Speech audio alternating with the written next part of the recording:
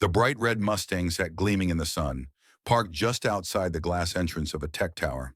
But as billionaire CEO Landon Hayes pressed his key fob, a small voice cried out from across the street, "Don't get in your Mustang!" Landon froze. Standing on the sidewalk was a girl no older than 7, barefoot, trembling, and staring at him like she'd just seen a ghost. And what she said next made every hair on his body stand on end. "You'll die if you start the engine." It was just past noon in downtown Seattle, and Landon Hayes had just wrapped a multi-million-dollar meeting with foreign investors. Dressed in his signature tailored Navy suit and Rolex, Landon was the picture of success, confident, untouchable, and always in control. He pushed through the revolving doors of Hayes Tech headquarters, phone pressed to his ear, issuing sharp orders to his assistant. "No, Monica, move the launch. Tell them we don't reschedule for their comfort. We're not a charity." But then, like a record scratch in a symphony, he heard that voice. "Don't get in your Mustang!" He turned toward the source. Across the street stood a little girl with tangled blonde hair, dressed in a dirty sundress, no shoes. She looked out of place, too fragile, too wild for the steel and glass jungle of the city. He laughed nervously, assuming she was just playing. But as he reached for his car door, her eyes widened. "I'm serious. The Mustang, it's gonna blow up if you start it." Landon blinked. "What did you just say?" People began to stare. A few passers-by stopped, watching this strange interaction unfold between a billionaire and a barefoot child. "Sweetheart, where are your parents?" he asked, concern mixing with irritation. "Do you need help?" But she shook her head fiercely. "You're the one who needs help. Someone did something to your car." And then, almost whispering, "I saw him crawl underneath it. Late last night. I sleep in the alley next to the garage." Suddenly, this didn't feel like a game. Landon's chest tightened.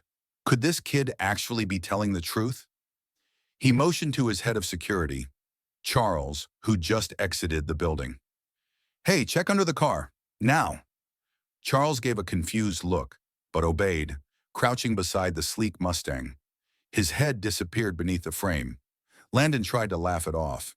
"She's probably just—" Boom! The blast wasn't from the car, but from the alley behind the garage. People screamed. The sound of sirens started almost instantly. Charles rolled out from under the Mustang, pale as a ghost. "There's something taped to the fuel tank," he said breathlessly. "Looks like a timed detonator." She wasn't lying. Landon turned back, but the girl was gone, vanished, and all that remained was a small drawing on the sidewalk, chalked in a child's hand. A stick figure, a car, and red flames. By the time the bomb squad arrived, the red Mustang was roped off and crawling with techs in heavy gear. Landon Hayes stood off to the side, dazed.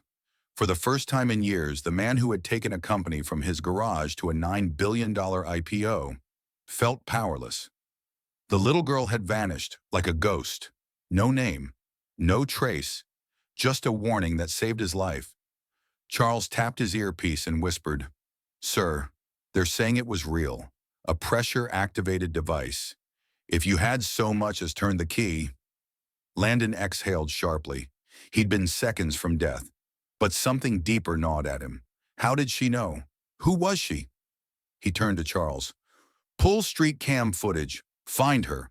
I don't care if it takes all day. I need to know who that girl is." 3 hours later, in a dark security room lit by a dozen monitors, Charles leaned forward. "There. Pause it. Zoom in." The girl was caught in frame from a traffic camera at 5:03 a.m. She was crouched beside a dumpster across from Hayes Tech, curled up with a ratty blanket and a stuffed animal. No adults, no car, no other kids. Charles frowned. "She's homeless, been living in the alley behind the garage, probably for weeks." Landon stared at the footage. This kid had risked her life to warn him, and now she was just gone? He stood abruptly. "We're not stopping here. Check the area. Ask local shops. Get me every second of footage from the last 24 hours. Charles blinked. "You sure, boss? She's probably just a street kid." Landon looked him dead in the eye. "She's the only reason I'm still breathing." The next day, the media exploded with the news. Bomb found under billionaire's Mustang. Assassination attempt foiled by mysterious child. Who is the girl who saved Landon Hayes? Reporters gathered outside Hayes Tech. Conspiracy theories swirled. Was it corporate sabotage? Revenge? Political? But Landon didn't care about the headlines. He was focused on one thing: finding her. Later that night, while the world speculated, Landon drove his SUV into the alley himself. Alone. He stepped out and scanned the shadows. "Hey," he called gently. "Are you there?" Silence. Then a soft scuffle. A cardboard box shifted, and from behind it, she peeked out. Same tangled blonde hair, same blue eyes, haunted but curious. "I told you not to get in," she said simply. Landon crouched. "You saved my life. I owe you everything." She bit her lip. "I didn't do it for money. I did it 'cause it felt wrong to let you die." Landon softened. "What's your name?" She hesitated. "Juno. My mom used to call me that." "Used to?" She nodded. "She died last winter. Dad, he's not around." A beat of silence. "I live here now," she added, clutching her stuffed animal tighter. Landon felt his throat tighten. A billionaire, speechless in front of a 7-year-old. "Well, Juno," he said finally, "how about we get you somewhere safe?" But her eyes filled with fear. "No. If people find out I told you, they'll come after me. The man who put the bomb, he saw me. He knows." Landon froze. "There was a man?" he asked. Juno nodded slowly. "He had a tattoo on his neck, like a snake or dragon. He looked at me when he left." He smiled. Landon's stomach dropped. A tattooed man. He'd fired someone like that 6 months ago from his cybersecurity team for embezzling. The man had sworn revenge. Could it be? Before he could ask more, tires screeched at the alley's entrance. A black van. Landon's heart stopped. Juno screamed. The alley exploded into motion. Landon scooped Juno into his arms as the black van's doors flew open. 2 masked men jumped out, one with a crowbar, the other with a small tablet and blinking device, clearly not here to deliver pizza. "Run!" Juno cried, fists pounding against Landon's chest. He didn't hesitate. He bolted down the alley, ducking behind dumpsters and weaving between piles of broken crates. The sound of heavy boots pounded after them. Landon wasn't young, but adrenaline had replaced years of boardroom comfort. Still, he knew he couldn't outrun them forever. Then, salvation. His SUV, still idling at the curb. He threw the door open, tossed Juno gently into the back seat, and slammed the gas pedal down. Tires squealed. They peeled out into traffic, weaving between startled drivers and honking horns. Behind them, the van tried to follow, until Landon clipped a fire hydrant on purpose. Water blasted upward, drenching the street.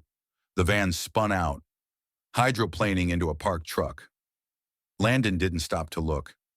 20 minutes later, they were safe, inside Landon's private compound just outside the city. Guarded gates, retina scanners, security thicker than Fort Knox. Juno sat on a plush leather couch, cradling hot cocoa in both hands. Eyes wide. "I'm sorry," Landon said, kneeling in front of her. "This never should have happened. But you were right. They were watching you." Juno looked up. "They knew I saw him. I thought hiding in the shadows would keep me safe." Landon placed a hand over hers. "You don't have to hide anymore." He turned to Charles, who had just finished taking statements from the guards. "Get facial scans from that van. Cross-reference the snake tattoo with ex-employees. I think I know who we're dealing with. Miles Fenton." Charles narrowed his eyes. "The guy from IT who stole $2 million in crypto and vanished?" Landon nodded. "He wanted revenge. He failed to destroy the company, so he came for me. And now he's after the only witness," Charles said grimly, nodding toward Juno. 2 hours later, the FBI arrived. They took Juno's statement, drew a sketch of the tattoo, and confirmed Landon's worst fear. Miles Fenton had resurfaced. "Bomb design matches a signature device he bragged about during our interview 5 years ago," the lead agent explained.